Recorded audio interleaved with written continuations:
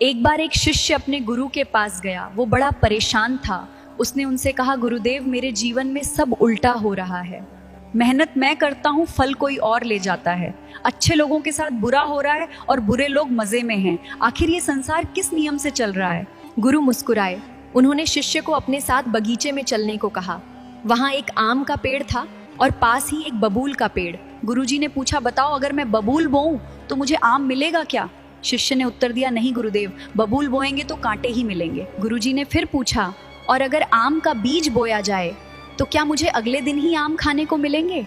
शिष्य ने जवाब दिया, नहीं गुरुदेव, आम पाने के लिए तो लंबा समय लगेगा। पहले बीज से पौधा बनेगा, पौधा बड़ा हो, पेड़ बनेगा, तब कहीं जाके उस पर फल लगेंगे। तब गुरुजी ने कहा, बेटे, बस यही तो जीवन का नियम है। इसे ही हमारे शास्त्र कर्म का सिद्धांत कहते हैं। हर कर्म एक बीज है।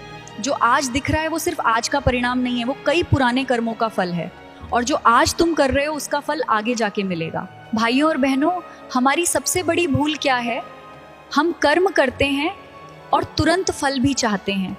यही अधीरता दुख का कारण बनती है। भगवत गीता में भगवान श्री कृष्ण ने कहा है, कर्मण्येवाधिकारस्ते मा फलेषु कदाचन। अर्थात तुम्हारा अधिकार केवल कर्म पर है, फल पर नहीं।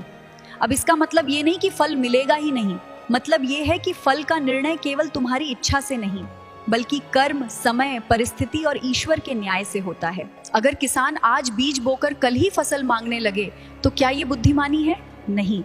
उसके लिए भूमि तैयार करनी पड़ती है और खाद पानी देना पड़ता है। समय के साथ साथ धैर्य भी रखना पड़ता है। ठीक वैसे ही जीवन में सही सोच, सही कर्म और सही धैर्य, ये तीनों मिलकर शुभ फल देते हैं। हमारे शास्त्र कहते हैं, जैसा अन्न वैसा मन, जैसा मन वैसा कर्म, और जैसा कर्म वैसा भाग्य। इसलिए भाग्य को कोसने से पहले अपनी मनस्थिति और अपने कर्म को सुधारें।